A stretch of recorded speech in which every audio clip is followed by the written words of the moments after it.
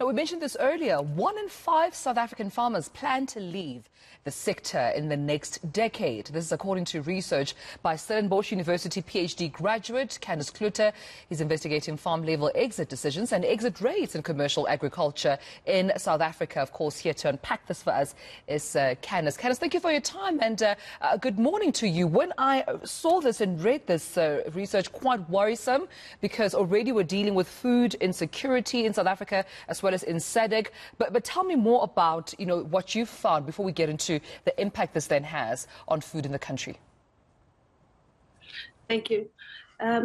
So for me, the interesting part was to understand we've seen consolidation of farms over a number of years from the mid-50s ever since today. A number of farms have declined. So my question was, how do we understand going forward what's going to happen?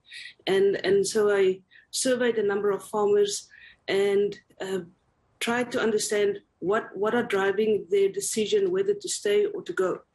And what I found was that factors such as retirement without succession, therefore their kids not coming back to the farms, financial challenges, access to labor and good labor at that, uncertainty in terms of land reform policy, as well as safety in the rural areas, really affected the decisions of producers to say, I'm done. And when we talk about the exit rates, 1 in 5 SA farmers planning to leave, is this a call for concern?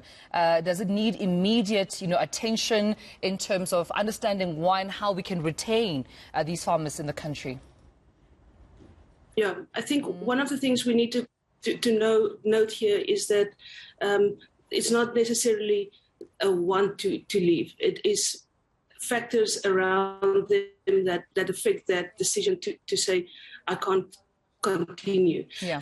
So yes, it is concerning in that regard, but also we don't know what the rate was in the history. Yeah. So this is a peg in the ground to say, okay, at this point in time, this is what we know. And hopefully in future, we can do studies like this again and make sure that, what changes and does the factors changes. And also then I think one of the things that we need to consider here is there is a question around, an economic unit. So there are producers who are planning to expand.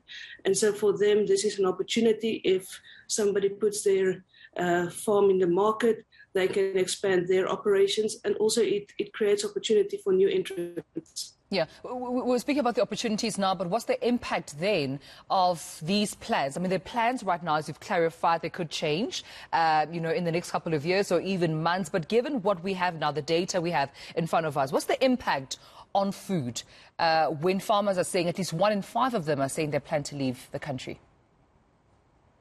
Yeah, so I'd say the impact on food is not as great as long as these farmers, these productive farms are exchanged and the ownership changes, but then it still remains a productive farm. Nothing should change in terms of food security.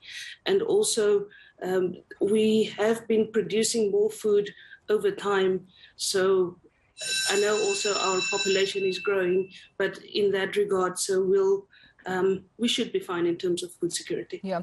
Kandas, I'm just curious to know, how was this research conducted? I mean, what did you have to, go through basically to get this information? Who did you speak to and how was that interaction, of course, during this research? Yeah. So we made use of online voluntary surveys. I sent out about 1,370, and in the end I have 450 questionnaires back from farm owners that was completed in full, and that was the sample for the study. Yeah, and how recently was it conducted? We started at the end of 2017 and conducted it until the beginning of 2019, and then I started the process of figuring out what's going on. Well, I appreciate you, of course, coming on to the show and sharing this information, this data with us. Quite interesting to learn of this. Stellenbosch University PhD graduate and researcher Kandas Cloete, thank you for your time.